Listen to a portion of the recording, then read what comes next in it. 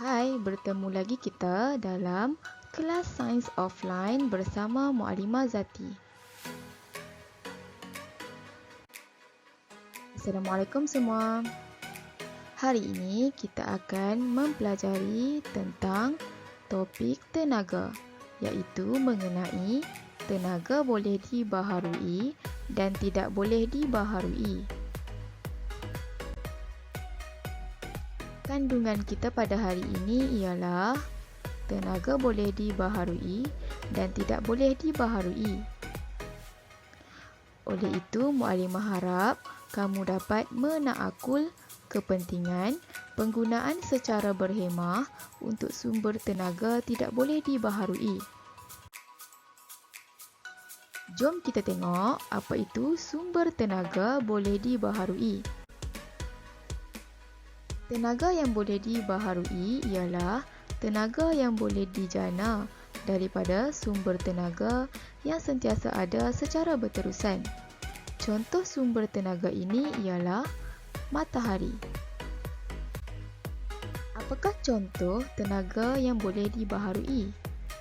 Tenaga elektrik rumah ini dijana daripada cahaya matahari menggunakan panel suria.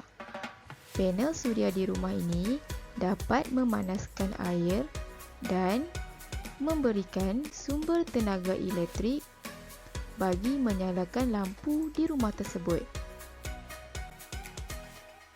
Banin dan Banat, cuba perhatikan gambar di atas. Bolehkah kamu senaraikan sumber tenaga lain yang sentiasa ada secara berterusan?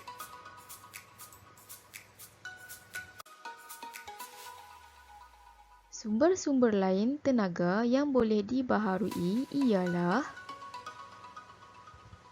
angin, ombak, makanan, air, dan biojisim. Angin, ombak, makanan, air, dan biojisim. Seterusnya, mari kita lihat apa itu sumber tenaga tidak boleh dibaharui. Sumber tenaga yang tidak boleh dibaharui ialah sumber tenaga yang tidak boleh dijana kerana sumber ini terhad atau tidak boleh diperoleh secara berterusan. Apakah contoh-contoh sumber tenaga tidak boleh dibaharui? Petroleum, gas asli, arang batu, bahan nuklear dan bateri ialah sumber tenaga tidak boleh dibaharui. Tahukah kamu, petroleum dan gas asli terbentuk daripada mendakan hidupan di dasar laut, manakala arang batu terbentuk daripada mendakan hidupan di darat. Arang batu, petroleum, gas asli dan bahan nuklear memerlukan berjuta-juta tahun untuk dibentuk. Sumber tenaga ini terhad kerana akan kehabisan suatu masa nanti. Bagaimanakah tenaga elektrik daripada arang batu dihasilkan? Lihat gambar raja di bawah. Tenaga elektrik daripada arang batu dijana oleh loji jana kuasa. Arang batu dibakar untuk menghasilkan haba. Haba yang dihasilkan akan menukarkan air kepada steam. Kemudian, steam akan menggerakkan turbin. Tenaga elektrik kemudiannya dijana oleh generator. Pertama, arang batu dibakar. Kemudian, air akan menjadi steam. Seterusnya, menggerakkan turbin dan turbin tersebut akan menggerakkan generator, seterusnya dapat menjana elektrik. Loji jana kuasa nuklear menggunakan bahan nuklear seperti uranium. sumber ini merupakan bahan nuklear yang akan kehabisan dan tidak boleh digantikan selepas digunakan.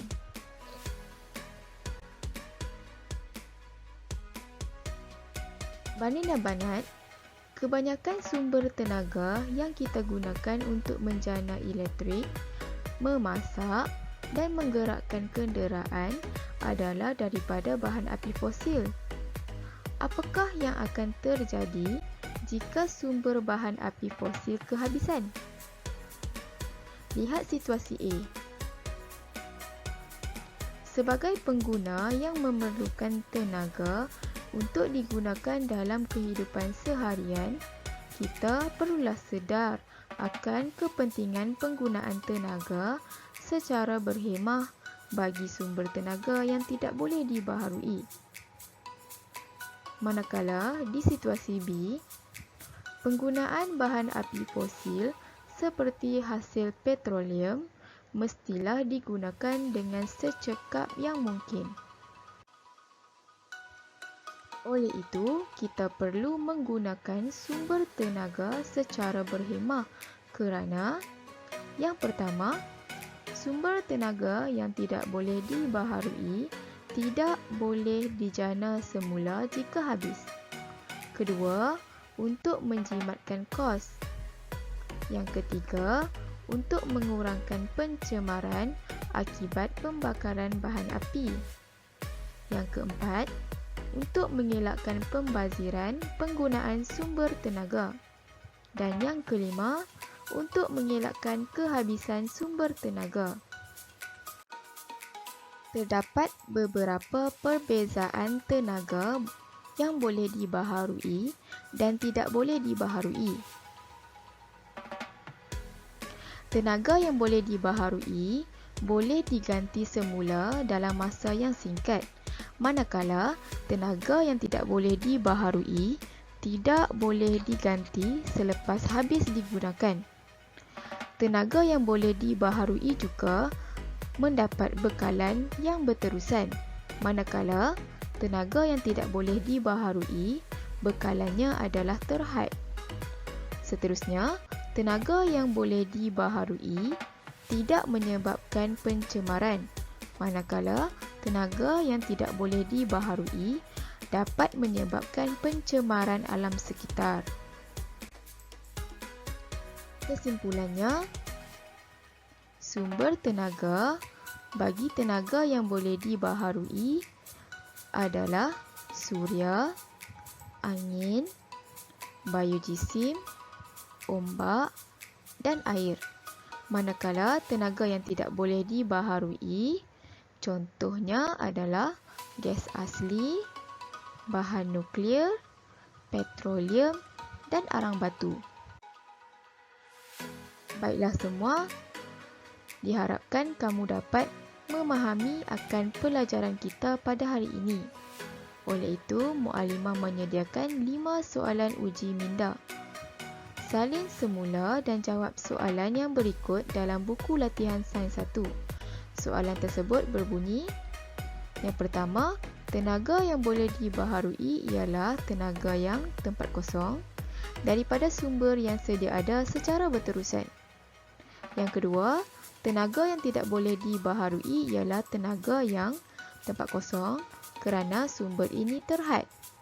Yang ketiga, petroleum, gas asli dan arang batu merupakan bahan api tempat kosong. Yang keempat, tempat kosong ialah bahan organik daripada tumbuhan dan haiwan yang dapat membekalkan tenaga apabila dibakar. Dan yang kelima, tenaga yang boleh dibaharui dapat diperolehi daripada tempat kosong. Baiklah semua, insya-Allah kita akan berjumpa lagi dalam video yang akan datang. Kita jumpa lagi semua. InsyaAllah. Assalamualaikum.